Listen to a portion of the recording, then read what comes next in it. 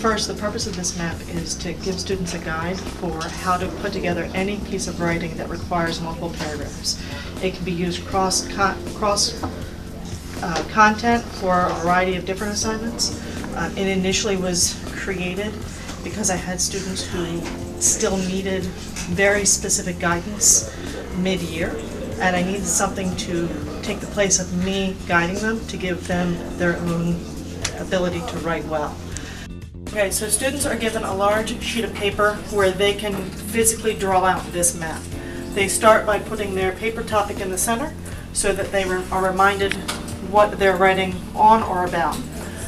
I tell students that normally you would write a paper, you would start with the introduction. However, I guide them to begin with the conclusion.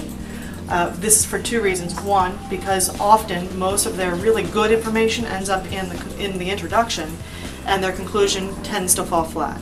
So if they begin with the conclusion, the solid information that would typically be in the introduction is actually in the conclusion, which makes the conclusion not only stronger, but allows students to know where their paper needs to get by the end. I also tell them to end with some sort of emotional hook or a statement that is of strength. They can use an although, if, then, or because statement in that case to end their paper with a final strong statement or statements.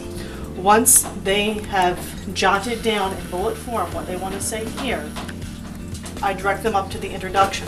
I say, you need to repeat the process, give me some of the good stuff, but don't repeat what was said in the conclusion. So at that point they're jotting down bullet points of information under the introduction, again being mindful that they need to connect with the reader in some way.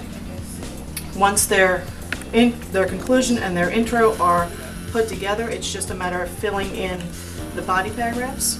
So step one for that is to move to body focus 1, record what they want their topic to be, their focus for that paragraph. They then move to body focus 2. They record what they want their focus to be for that paragraph. And finally, body paragraph 3, what is the body focus? You can add or remove paragraphs at your whim depending on your assignment. Once all 3 topics are in place, we go back to the introduction and we say, okay, well, we need a way to get the reader from what you were talking about in the introduction to the topic of paragraph 1. So on the actual arrow, they would write their transitional phrase that's going to move the reader seamlessly from the intro to the first body paragraph. Once they've done that, they repeat that process. How can you move me from the topic of body paragraph 1 to the topic of body paragraph 2 so that that move makes sense to the reader?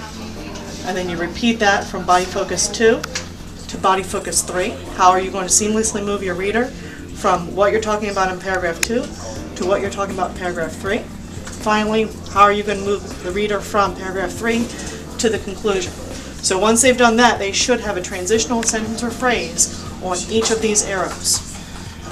When that is done, they move back to their body focus 1. What is all the information that connects to this topic? They put that down in order that they want to write it. They repeat that for body paragraph 2 and body paragraph 3.